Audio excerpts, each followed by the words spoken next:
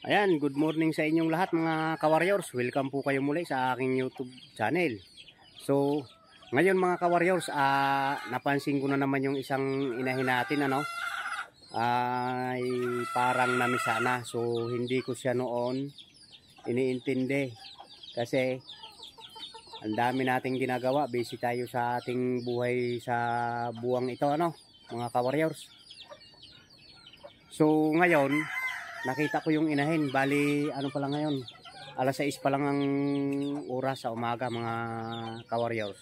Nakita ko yung isang inahin, yung gold natin na inahin, yung gold bros, nakababa na, ayan mga ka-warriors. So titingnan natin.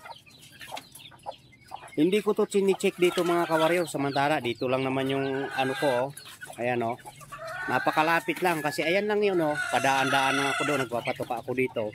Hindi ko siya sinisilip, alam ko talaga ng itlog naglimlim. Ayan na nga mga ka-warriors, pisa na. Hindi ko man lang tumasilip mga ka-warriors. Ayan pisa na. Namisa na siya. Ayan napakatapang. Ayan, so anak pa ito ng ng ating Gilmore Hatch na burgak, yung nanalo siya na hindi na pinalad mabuhay nung panglima. Yan yung mga huling paanak, yan yung iniwan niya Yan. Kaya ito mga ka-warriors, iingatan natin yan, yung mga sisiw na yan, kasi yan yung kasalukuyan nung aking nilaban yon, ay ito ay malapit na maglimlim. Yan, malapit na maglimlim. Kaya yan na yung yan na yung huling paanak ng ating Gilmore Hatch dito sa gold bros natin na inahin. Ayan. So ngayon mga ka-warriors, kahapon pa to or kagabi, tapos na ilan ba ang sisiw nito? Namisa lahat kasi ang alam ko nito 5 lang ang itlog nito, kasi binawas ko na kasi sabi ko di na ako magpapasisiw muna. Ayan, pinabayaan ko. Ilan sisiw? Ito, 8. So yung itlog pala noon, akala ko 5 lang, nagdagdag pa ng 3. Yan, kasi hindi ko na nga ito iniintindi dito. Pinabayaan ko sila kung anong mangyari sa kanilang itlog. Yun, nabuhay naman. So ngayon mga ka-warriors, ang gagawin ko, ayan yung mga, ito yung Superman dirigma talaga yan. Yun, mayroon ako brooder box. Ayan, kukunin ko, ilalagay ko sa sa lupa lang din mga ka-warriors. Sa lupa ko lang yan ilagay. Kita mo yung, ayan mga ka-warriors, kita nyo yung nilagay ko sa lupa. Ayan kung natatandaan nyo, ay sisigla. Ayan nahingi na sila ng pagkain. Yan yung nilagay natin sa lupa, diretso, bagong pisa. Ayan yung sabi ko nga, i-try natin sa lupa naman magpalaki. Ayan walang bawas yan. Bali 2 inahin yan. Ayan yung isang ina, hindi makalayo-layo, gawa ng lagi nandyan sa sisiw niya. Ayan. So hindi ko pala mga ka-warriors kung nai-upload na yun yung video na yun about dito sa pagpapalaki diretso sa lupa. Ayan.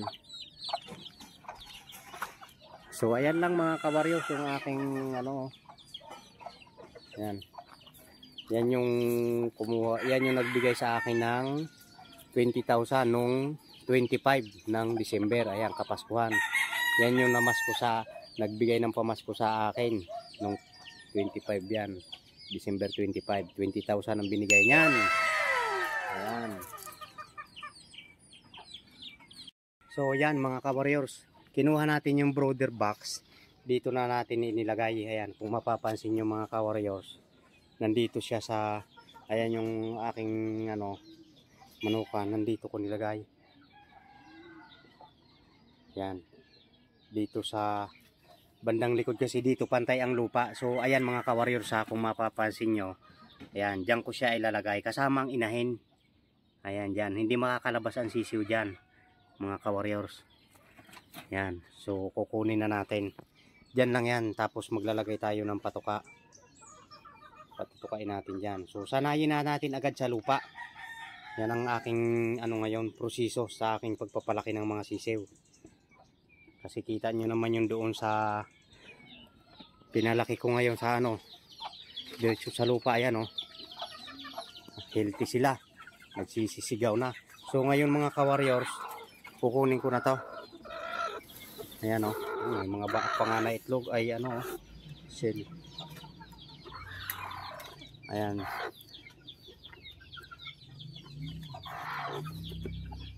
Ayan. So ngayon dadalhin na natin to doon mga ka-warriors. Ayan. Ayan.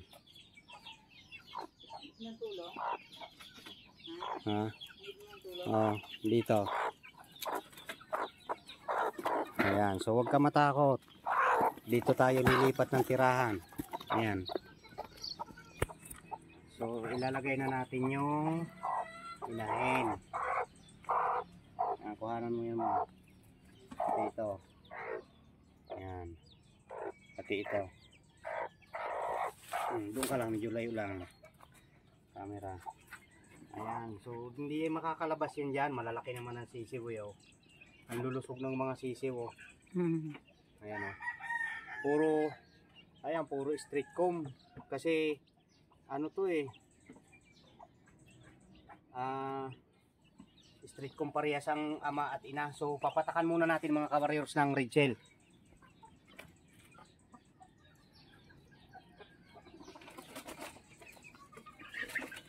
Ayan, so ito mga ka-warriors ang hindi nawawala sa akin. Ayan, red shell. Bago ko sila ilagay sa kung saan man lalagyan, hindi mawala sa akin to. Yan. Isang patak lang. Huwag ka mang away.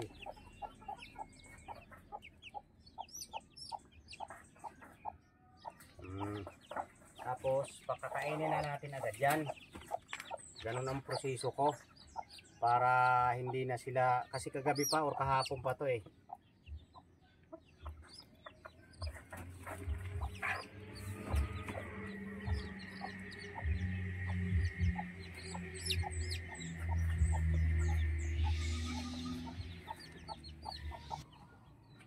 Ayan.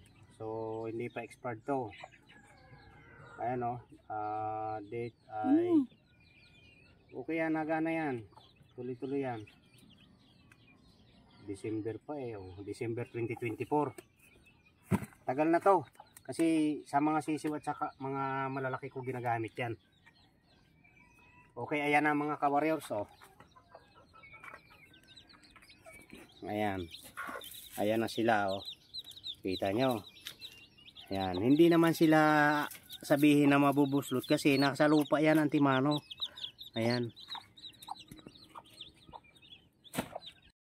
Ka-warriors, kukuha na tayo ng patuka Patutukain na natin. Saka nga pala mga ka-warriors, isi-share ko itong aso namin. Ayan, pag may bago akong pisa na sisiw, apektado yan. Lagi yan nakabantay. Ayan, pansin nyo mamaya ha. Lagi yan nandito, hindi yan aalis hanggat pinapakiramdaman niya kung ano nangyayari sa mga sisiw na nilagay dito sa brooder box. Ayan. Inaamoy niya, pinakikiramdaman niya kung gusto niyang, kasi siya marunong mag-alaga. Yan si Nubi. Yan yung matandang aso namin.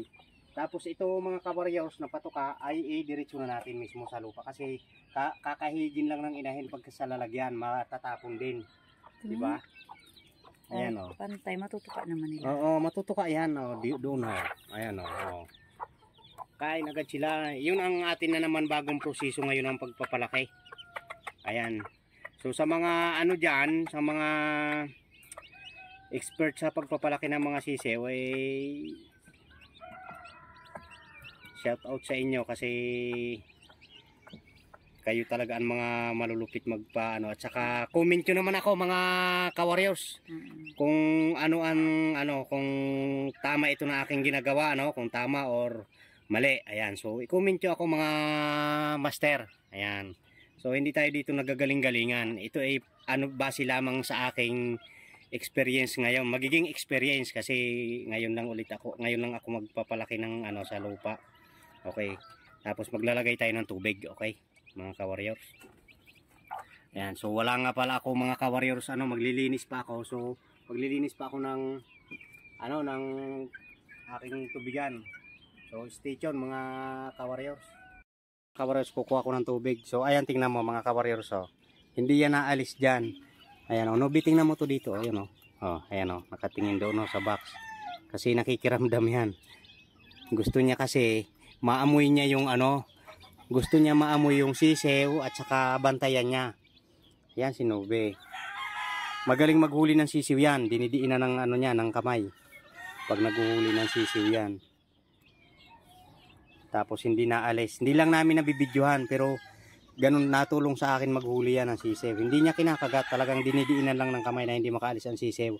Ayan, tingnan mo mga ka-warriors. Ayan o.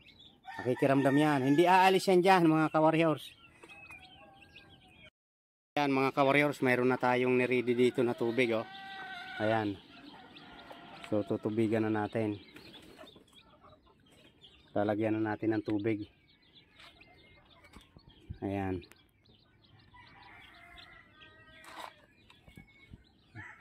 Ang nito. Ayan, so anuhin ko lang yung camera mga ka-warriors.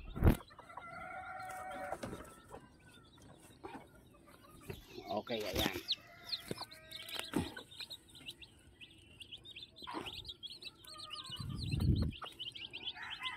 Yan dyan na. Yan para matuto sila uminom. Yan. Aray. Yan, okay na mga ka-warriors.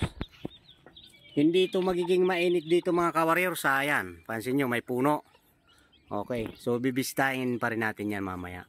May puno siya ng kalamansi. Ayan, maraming bunga yan. Kalamansi. Ayan, so dyan lang sila mga ka-warriors. So, pagkatapos nila kumain, aanuhan ng inayan. Ayan o. Okay. So yan mga ka-warriors, maraming salamat sa panonood nyo ng ating video.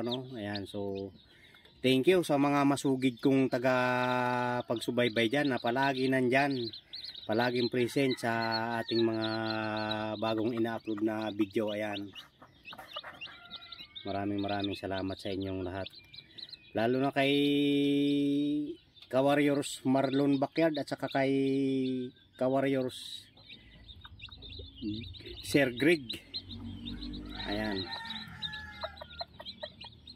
ng Taal. Ayan, maraming salamat sa inyo. Shout out sa inyong lahat mga ka-warriors. Okay.